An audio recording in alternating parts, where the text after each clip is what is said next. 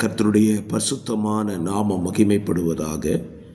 ஆசீர்வாதமான ஒரு நல்ல காலை நேரத்திலேயும் அனுதின மன்னா என்கிற வேத தியானத்தினால் உங்களை சந்திப்பதிலே மிகுந்த சந்தோஷம்.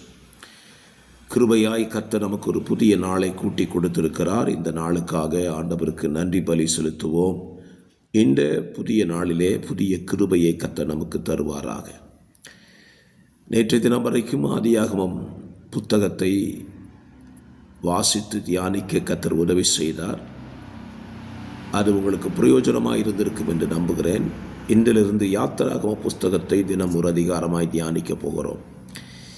இன்றைக்கு யாத்திராகமம் 1ஆம் அதிகாரத்தை நாம் தியானத்துக்கு எடுத்துக்கொள்ளலாம். இந்த அதிகாரத்தில் 22 வசனங்கள் நிறைந்திருக்கிறது.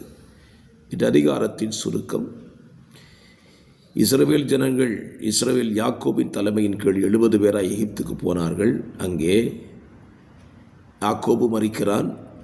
இப்பொழுது யோசேப்பும் மரித்து போகிறான். யோசேப்பை அறியாத ஒரு ராஜன் எகிப்திலே தோன்றுகிறான். தொடர்ச்சியாக நீங்கள் வேதத்திலே வாசித்தால் அவன் நிமித்தம் இஸ்ரவேல் ஜனங்களுக்கு நெருக்கமும் உபத்திரமும் வருகிறது.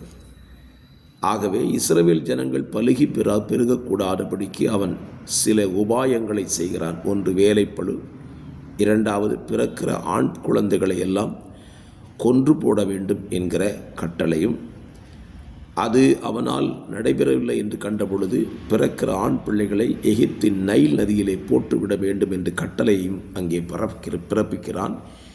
இது நிமித்தம் இஸ்ரவேல் ஜனங்களுக்கு மிகப்பெரிய நெருக்கம் உண்டாகிறதை இந்த அதிகாரம் விவரித்து காண்பிக்கிறது.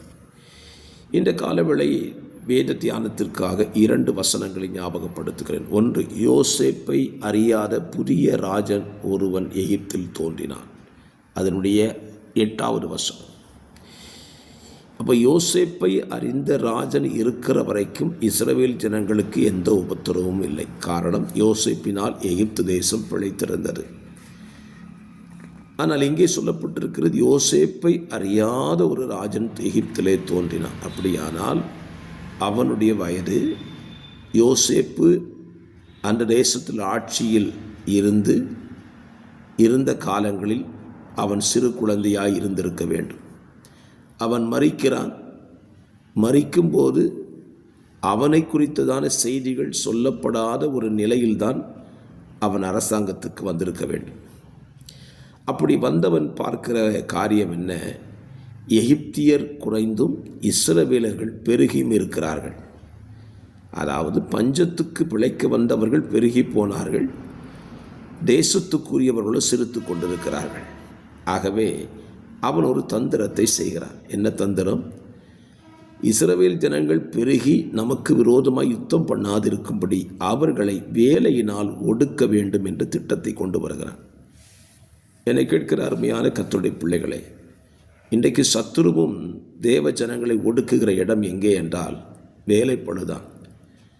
அதுவும் யாருக்கு வேலை செய்ய வேண்டுமா? எகிப்தியருக்கு வேலை செய்ய வேண்டும். எகிப்தியருக்கு என்ன வேலை? செங்கல் அறுத்து பட்டணங்களை கட்ட வேண்டும்.